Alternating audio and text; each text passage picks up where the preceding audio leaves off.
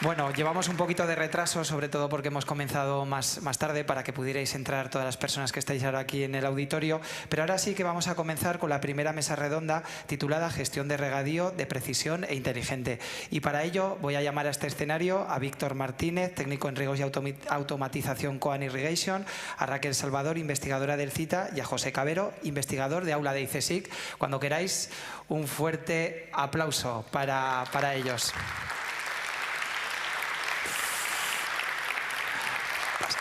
Al final.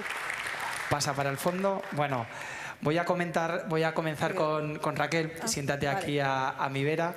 Ella es ingeniera agrónoma por la Universidad de Lérida y doctora por la Universidad de Zaragoza. Desde hace 7 años es investigadora de la Unidad de Suelos y Riegos del CITA y con anterioridad también ha trabajado en el asesoramiento a regantes y comunidades de usuarios y tiene una amplia experiencia en la gestión del agua y la calidad del riego. Has publicado un total de 21 artículos científicos y has participado en 16 congresos. Y la verdad es que esta semana, José, cuando quieras siéntate aquí, yo creo que ha sido un problema de petaca, un problema de tecnologías, en este caso del audio. Entonces, bueno, un poco lo que estaba comentando con Raquel, que efectivamente en el blog de La Sembradora, que te pedimos una colaboración, al igual que a Víctor y José, lanzabas una pregunta, si es posible afinar todavía más el cálculo de las necesidades de riego, y te autorrespondías afirmativamente. Pero también invitabas al sector, a los agricultores, al agricultor de base, también a que se quitara miedo de utilizar estas aplicaciones, estas herramientas digitales que tanto pueden ayudar.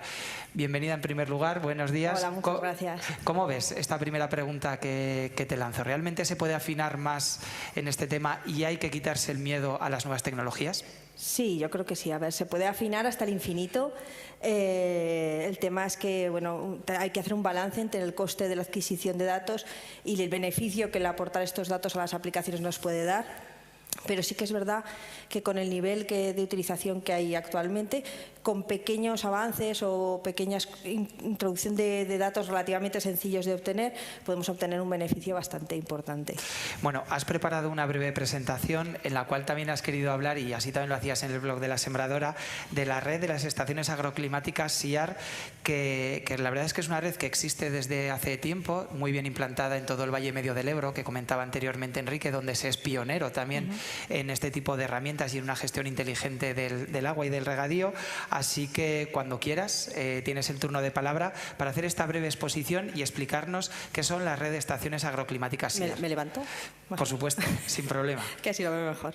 Bueno, buenos días. Yo lo que voy a hacer es una pequeña introducción, una pequeña información de cómo se utilizan estas redes de estaciones, pero también cómo calculamos las necesidades hídricas, una pequeña pincelada, y cómo precisamente lo que hablábamos con Chema, con una pequeña aporte de información podemos obtener unos beneficios relativamente importantes. Os cuento una pincelada de lo que es la red de estaciones. Es ya una red ya adulta, empezó a instalarse en el año 2003, se instalaba solo en las zonas de regadío. La proporción era una estación por cada 10.000 hectáreas de regadío y supuso un gran avance porque ponía al alcance de todos, de forma gratuita y al alcance de un clic, información que antes solo se disponía científicos o gente que tenía dinero para tener una estación meteorológica y la colocaba en sus fincas. Entonces nos proporcionaba información diaria y horaria incluso, de diversas variables meteorológicas, y no solo eso, sino que nos daba información sobre la evapotranspiración de referencia, que es, digamos, la madre del cordero para calcular después las necesidades hídricas de los cultivos. Esta evapotranspiración, que tenéis la fórmula allí, que veis que es una fórmula larga, no muy difícil de aplicar, pero que tiene un montón de variables meteorológicas. Las estaciones de la red SIAR nos facilitan este paso y nos dan directamente este valor de la evapotranspiración, lo cual para el sector agrícola es un avance descomunal. Pasa, por favor. ¿Cómo podemos consultar estos datos sobre la evapotranspiración y las variables climáticas que la acompañan? Pues es bastante sencillo. Podemos acceder a la red SIAR, que es a nivel nacional, o desde la Oficina del Regante del Gobierno de Aragón, en el que disponemos los datos de las estaciones de la comunidad autónoma. ¿Qué datos nos dan estas estaciones? Pues nos dan solo la evapotranspiración, no solo la evapotranspiración, sino también las necesidades de riego de los cultivos, ¿vale? ¿Qué diferencia hay entre estas dos? Y esta información nos la proporciona dándole muy poco input. Solo tenemos que seleccionar la estación, tenemos que decirle qué cultivo nos gustaría saber y nos pide muy poquita información. Nos pide si queremos darle fechas de siembra y recolección fuera de las que tiene ellos predeterminadas y el sistema de riego. Y si queremos ya darle la eficiencia a nuestro sistema de riego. ¿Qué nos proporciona a cambio? Con esta veis que la información es súper poca. Pasa, por favor. ¿Veis aquí? Aquí nos proporciona los valores de evapotranspiración de referencia y de evapotranspiración de nuestro cultivo. La evapotranspiración de referencia es lo que gasta una superficie de una pradera de 8 a 12 centímetros a tope de agua, bien de fertilizante, etcétera. Pero claro, nosotros no solo queremos saber cuánto gasta esta pradera, que nos sirve para regar el campo de fútbol, sino que queremos saber cuánto necesitamos para nuestro cultivo. ¿Cómo se calcula esta diferencia? Aplicándole unos coeficientes que corrigen lo que necesitaría la pradera de hierba, que es la línea verde, con lo que necesitaría nuestro cultivo, en este caso un maíz de ciclo largo, que como veis al principio del ciclo la hierba necesita mucho más, luego conforme avanza, pues nuestro cultivo de maíz necesita un poquito más en la hierba. Vale, ¿pero esta es la cantidad de agua que tenemos que aplicar? Pues no, es la cantidad de agua que necesita nuestro maíz. Pasa, por favor. Pero es que llueve, no solo tenemos que regar. Como llueve, le tenemos que descontar esta cantidad de agua, la cantidad que viene por medio de la precipitación. Entonces, ¿qué tenemos aquí? Ahora tendremos, pasa por favor, no solo el agua que necesita nuestro cultivo, sino el agua que tenemos que aplicarle para que produzca correctamente. ¿Y esa es la cantidad que tenemos que aplicar con el riego? Pues tampoco, porque esta es la necesidad, es la cantidad de agua que le tiene que llegar al cultivo. Pero para que le llegue esta cantidad, nosotros con la eficiencia de nuestro sistema de riego tenemos que aplicar una cantidad un poquito mayor. Pasa. ¿Qué sería ahí? Sería esta línea rosa. Serían las necesidades de riego brutas, ¿vale?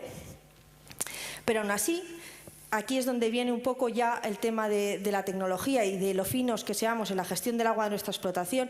Nosotros tenemos una estimación de la cantidad de agua que tenemos que aplicar al día, a la semana. Pero esta cantidad de agua pueden ser 18,4 milímetros. Pero bueno, nuestro sistema de riego no lo vamos a programar 17 minutos y 12 segundos, ¿vale? Todo esto lo acabamos adaptando. Pasa, por favor. Tenemos que adaptar la dosis que nos pide nuestro cultivo, la cantidad de agua que tenemos que aplicar, a la realidad de nuestro sistema de riego. Y aquí es donde entra la tecnología y lo finos que seamos en la programación del riego. Porque claro, nosotros programaremos estas necesidades en función a la pluviometría de nuestro sistema de riego, que lo tenemos que saber, sí que es un dato muy importante, pero no siempre se conoce con exactitud, o a la pluviometría de los distintos sectores, si tenemos distintas equipaciones de distintas boquillas en cada sector. Y esto lo tenemos que traducir en unas horas de programación, ¿vale? ¿Qué pasa? Aquí también influye muchísimo lo finos o lo menos finos que seamos al programar. Veis allí en las barras, no se ve muy claro porque son finitas, hay unas más claritas y otras más oscuras. Las más claritas serían reprogramando nuestros sectores cada semana en función de las necesidades de riego, siendo intentado ser bastante cuidadosa y escrupulosa. La segunda, las más oscuras, es programándolo cada mes, ¿vale? Y he sido bastante fina, ¿eh? No me he ido mucho. ¿Veis?